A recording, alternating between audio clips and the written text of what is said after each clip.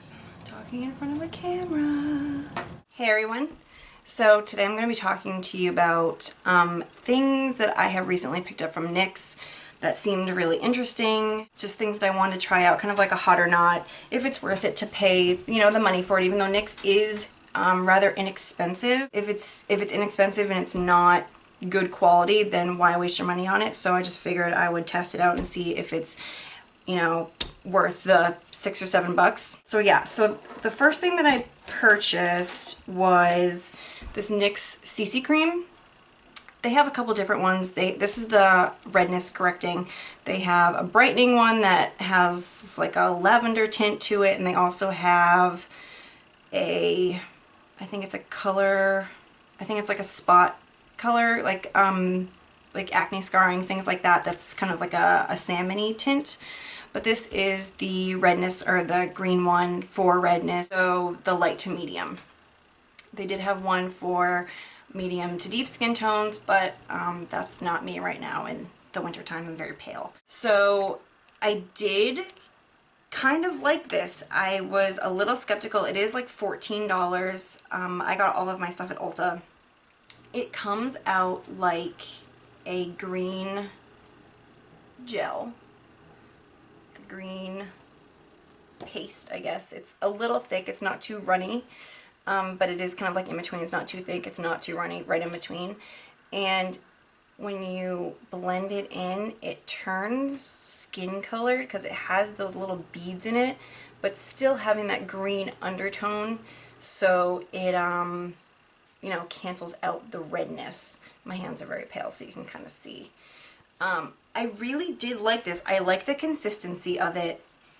It's not slippery or silicone feeling like some BB or CC creams can be like, and I know some CC creams can be kind of heavy. For example, the Nyx Cosmetics CC cream is more like the benefits of a CC cream with it being full coverage. But this CC cream is not going to be full coverage. You'd want to set it with a full coverage powder like I did. I used the Tarte Smooth Operator powder to set it, and that worked just fine. But it did even out my skin tone pretty well. I did a half and half kind of like thing, so you could see either side.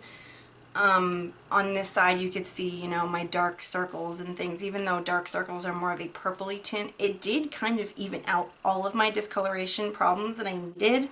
And it's like a matte kind of finish. It's not dewy, it dries like perfectly dry, like there's no residue or anything on the back of my hand. You could get away with not setting this.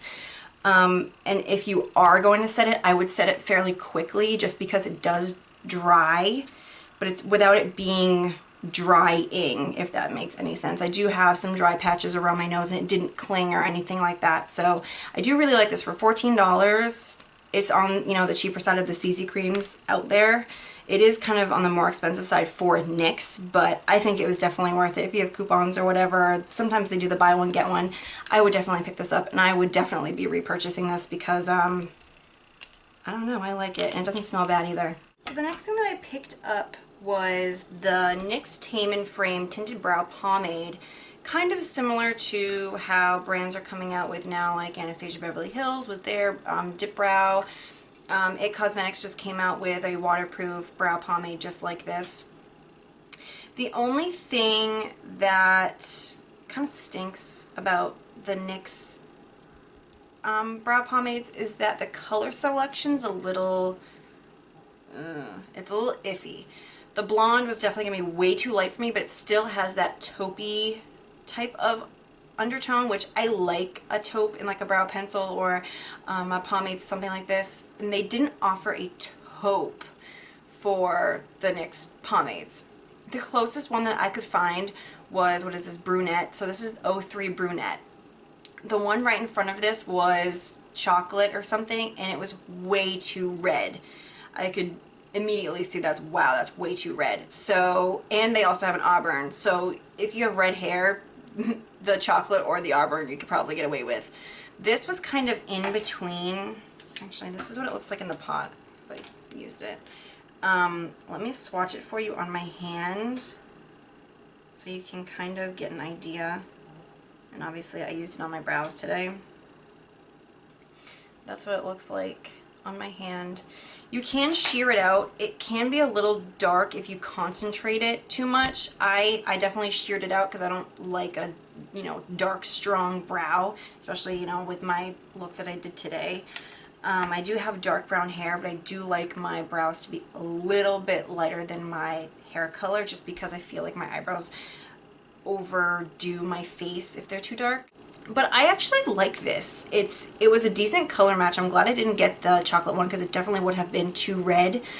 This is a little bit too brown, I guess, where I prefer, like I said, the taupey kind of undertone, but it worked and it did its job. It's like $7 or something like that, so it's definitely worth the $7. It's not going to be, you know, as great a quality as, you know, Anastasia Beverly Hills or Nyx Cosmetics or anything like that, but it definitely, if you're on a budget or, you know, you're whatever, you're traveling and you forgot your brow pencil, it works just fine. And I really do like this brush. I picked up this brush as well. This is the NYX B22 angled eyeliner brush. This was next to it in the display, kind of like together. For a NYX brush that's like $3, I love this brush. And I also used it to do my winged eyeliner today as well. It's a little bit too long and a little bit too angled, too slanty, I guess, if that makes any sense. I don't know if you're gonna be able to see that. It's a little bit too slanty for the eyeliner. It did get a little like thick in some areas that I didn't want it to, so I had to, like, you know, play with it and take my time and clean it up a little bit. But for a brow pencil, this is wonderful, and it's nice and skinny, so you can get those tails really nice. For an inexpensive angled liner brush, this is great. It's definitely worth it. I might pick up another one just to have for my brows and for my eyeliner. Maybe if I practice it a couple more times with my eyeliner and get more comfortable with it, I definitely could see myself using this as an eyeliner brush as well. So these two together, I really liked them. They're not terrible. So yeah. Something else that I just had to get, like I saw this and I was like, I need this in my life, is this contour and highlight palette from NYX.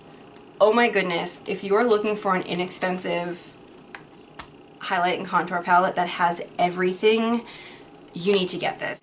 They're pretty good. They're decent. They are not the best quality in the world, I will tell you that right now, but they do its job. The highlight powders with the shimmer on either side, this one on this side's like has a gold kind of frosted undertone, whereas this one's more of like a silvery frosted, and then it has kind of like a light pink matte highlighter that I used to set my under eye concealer today, and then they have kind of that banana color that everyone loves, you know, the Ben Nye banana powder or the Anastasia Beverly Hills banana powder. It kind of looks like that. It's a little bit too yellow for me right now, but in the summertime with a tan it would look gorgeous. But these two highlight colors, oh my gosh, they're just, let me see if I can swatch one for you. I'll do the two highlight colors with the shimmer. Just beautiful. And you're not gonna be able to see that at all. Why did I even bother? But they have like just this beautiful sheen, dewy highlight. Like that's what I used today for that highlight. Like, look at that glow. Just saying. And what's cool about these is that just like some of the other palettes that are on the market today, you can pop these out. Say I used all of this banana powder and I wanted to buy some more, but I didn't want to buy the whole palette over again. I could go on their website and just order this pan and stick it back in, or customize it to your skin tone or whatever. The contour colors are good. I used this one today, which is the lighter one. It is picking up a little bit orange on camera, but I promise it's not orange in real life. It's a really nice, cool color for contouring, and then this one next to it is a nice warmer bronzy with a little tiny bit of a sheen, not like a glitter but a sheen that you can use to bronze up your face. It's beautiful. And then these two on either side are both matte. But I love this, and you know, it's convenient. You can take it with you if you're freelancing and you're just starting out, or whatever, you're just learning how to contour. This is awesome. And lastly, what I picked up from NYX, they're not new from the spring line, but they're new to me because I haven't used them till now. I did have this one previously, like 2 weeks ago maybe. These are the soft matte lip creams from NYX. I'm kind of on the fence with these. These are the colors that I have. I have Copenhagen, which is this dark wine. I have Istanbul, which is the one that I'm wearing today, which is this is nice creamy pink. And then there is Athens, which is this kind of nude peach, not really a pink undertone. It's a very nude peachy. I really like this pink one that I have on today. These two are kind of patchy. This one just, I wore it the other day and it's just, it really is patchy, and as well as this one. I maybe with a lip liner they would look fine, but they just don't, compared to other matte lip creams out there or liquid lipsticks. I just feel like you could do better. I like them for the amount of money, but for $5 more you could get a Sephora matte liquid lipstick that would work just fine. But you know, I do like them. I will wear them. I just think I need to use a lip liner. But other than that, I really liked the spring stuff from NYX. I like the way that my makeup came out today. So, I mean, if you enjoyed it, if you are a NYX fan, thumbs up. And thanks for watching. I'll see you guys in the next video. Bye.